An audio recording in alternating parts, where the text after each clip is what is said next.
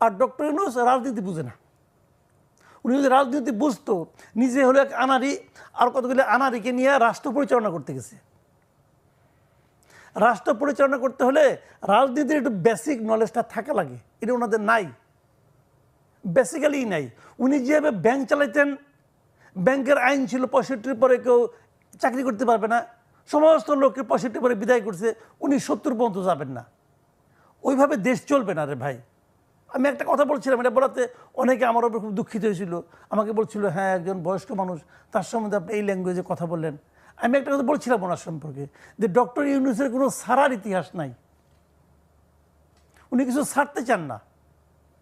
এবং আপনি দেখেন, একটা কথা বললাম, এখানে উনি সহজে ছাড়তে চাইবেন না, উনি কোনো না কোনো ফরম্যাটে